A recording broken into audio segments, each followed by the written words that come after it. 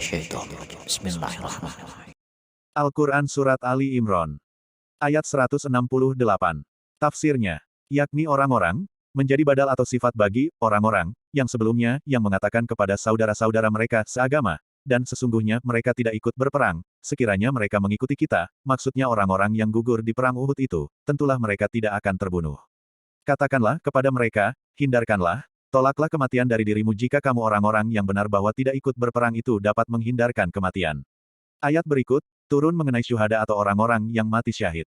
Ayat 169. Tafsirnya, janganlah kamu kira bahwa orang-orang yang gugur, dengan tahfif, atau pakai tasydid, di jalan Allah, maksudnya demi agamanya, adalah mati, tetapi mereka itu hidup di sisi Tuhan mereka, roh-roh mereka berada dalam kantong burung-burung hijau yang berterbangan dalam surga kemana saja mereka kehendaki, sebagaimana tersebut dalam sebuah hadis, dengan mendapat rezeki yaitu dengan memakan buah-buahan surga. Ayat 170. Tafsirnya, mereka riang gembira, menjadi hal dari kata ganti yang terdapat pada lafat, yurzakuna, dengan karunia yang diberikan Allah kepada mereka, dan mereka bersenang hati terhadap orang-orang yang masih belum menyusul di belakang mereka, yakni dari saudara-saudara mereka orang-orang beriman dan yang menjadi badal bagi lafat allazina, bahwa, artinya disebabkan karena, tak ada kekhawatiran terhadap mereka, dan tidak pula mereka akan berduka cita, di akhirat kelak. Maksudnya mereka bersenang hati pula karena teman-teman mereka yang akan menyusul di belakang, tak perlu dikhawatirkan nasib dan keamanan mereka. Ayat 171.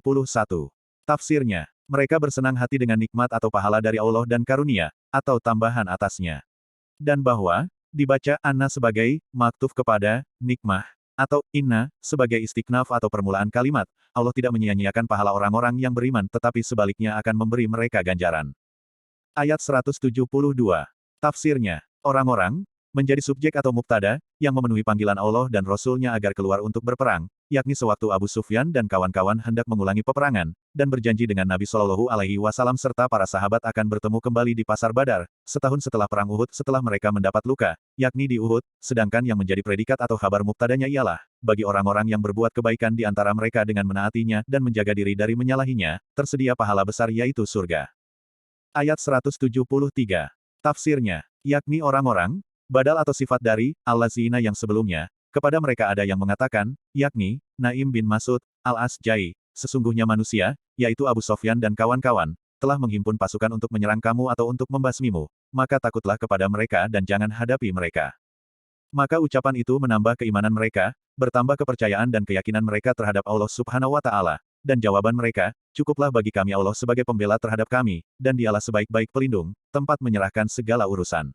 Nabi Shallallahu Alaihi Wasallam bersama kaum muslimin pergi ke pasar Badar tetapi tidak menemui Abu Sofyan dan kawan-kawan, Allah telah meniupkan rasa cemas dan ketakutan ke dalam hati mereka sehingga mereka tidak muncul.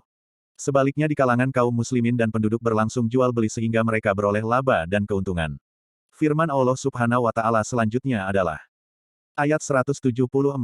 Tafsirnya, maka kembalilah mereka dari Badar dengan nikmat dan karunia dari Allah, yakni keselamatan dan keuntungan tanpa mendapat bencana, baik luka atau kematian, dan mereka mengikuti keridhaan Allah, yakni dengan menaatinya dan Rasul-Nya supaya keluar berperang. Dan Allah mempunyai karunia yang besar, terhadap ahli taat dan ibadah. Ayat 175.